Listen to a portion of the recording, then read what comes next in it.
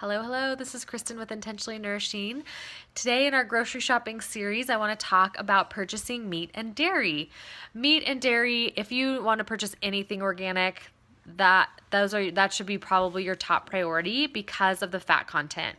Animals, which we are animals, store their fat or store toxins in their fat.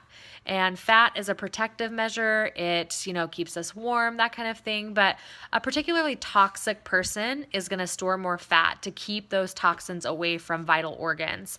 And so same to be said with our dairy and our meat, is that animals that are very unhealthy, that have been given, a lot of chemicals and hormones and antibiotics, they're going to be storing a lot of that stuff in their fat. And so, we can buy fat-free and lean meats and stuff, but the fat from dairy and meat can be really good and really healing. And you need that fat to absorb those fat-soluble vitamins. So I know a lot of people are vitamin D deficient. I was for sure, probably because I tried to eat low-fat for so long and it was so miserable. And so there's a lot of people on supplements, but there's some great places with dairy especially that you can get vitamin D, vitamin A, vitamin K, which are all fat-soluble. So if you're buying low-fat milk but you want vitamin D, it's not going to be absorbed. Vitamin D has to have fat to be absorbed. So we have really tried to switch over to buying organic meats and dairy. And there's a couple ways that we do that. With meat, you can, if you have someone in your family, my dad's a hunter and a fisherman. So, game meats are pretty great. A lot of those animals are eating in the forest. They're away from human pollution and that kind of thing. So if you can get some elk or deer, maybe, say you'll pitch in and pay for part of it. Fish, salmon, halibut, different things like that. You can, save a lot of money if you someone or you yourself fishes or hunts. If you're having to purchase, you could purchase your meat. A lot of people are sharing cows these days, and I'll post a website where you can look for local meat in your area, but you're going to save a significant portion by buying up front. You're going to hear that a lot, buying up front, because it's, again, you just save so much money in packaging and processing and all that kind of stuff. Costco. Love Costco. Ours has organic, ground beef, ground turkey, chicken. Whole chicken is way cheaper than buying breasts or thighs. And you can do so much with it. So you can roast it or you can boil it and then use that meat for the rest of the week and then save those bones. So I don't save bones from non-organic chickens, but from my organic chickens, save those bones, and you can make some delicious stocks for soups and other things, which are so healing to your digestive tract. And that was a big part of my healing with the GAPS diet. I ate a lot of broth, and it is so easy to make huge quantities of it, and it's beautiful and delicious. And when it comes to dairy, we're those hippie granolas that drink raw milk. I can't right now because my son has a lot of dairy issues, but raw milk is not dangerous. Let me say that again. Raw milk, not dangerous. So if there were 48 million cases of food poisoning last year, 42 out of 48 million were from raw dairy.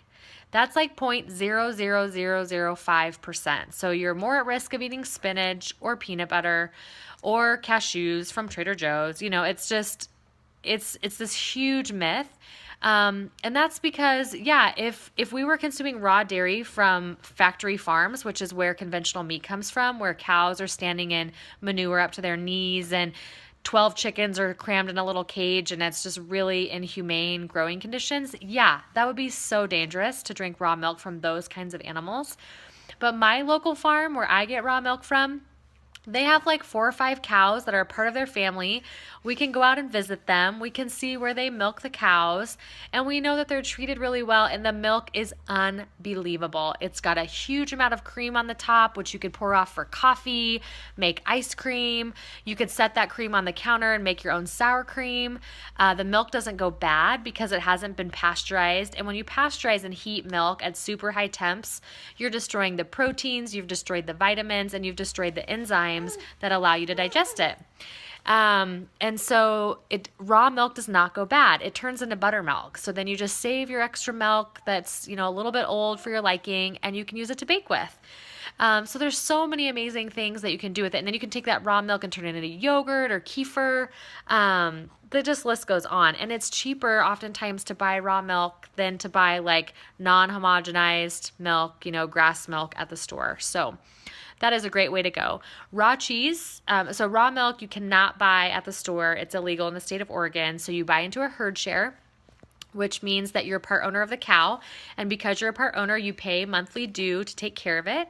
And then you get the benefits of milk from that cow every month. And you can choose how much you want. And some farms have raw goat's dairy. You can just see what's available in your area. And then raw cheese is legal to sell. So raw cheese, again, just has so much more nutrition, enzymes, vitamins than milk that's been pasteurized.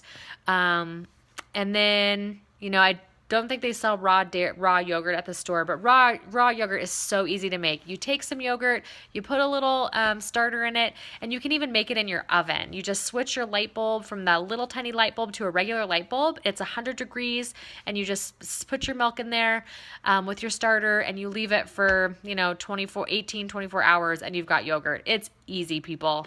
And I can give you a recipe for that too if you're interested. So those are just a couple of things. You can check out farmers markets. Sometimes they have good pricing. Sometimes it's more expensive. You can kind of just decide.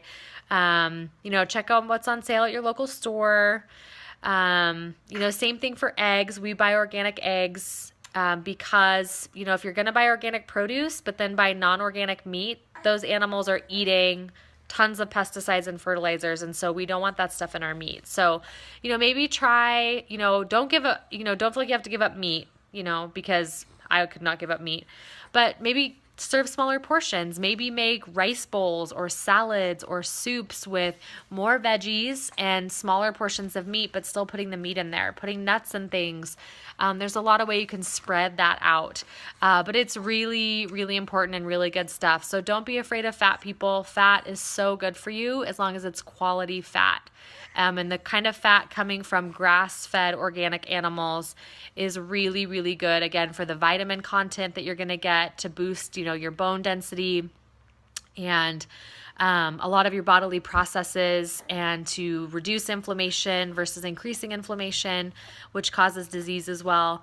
And it just tastes so delicious. So fat makes us feel fulfilled. Fat does not store as body fat. It's sugar that stores as body fat. And when we buy low-fat products, they're just filling it full of sugars and other fillings, and that sugar converts to body fat. So that's really your enemy if you're going to have an enemy when it comes to food. So anyways, I hope you found this helpful, and let me know if you have any questions or any other ideas. I always love more ideas, guys. I don't have all the answers, but I'm here to help. So have a great day. Bye-bye.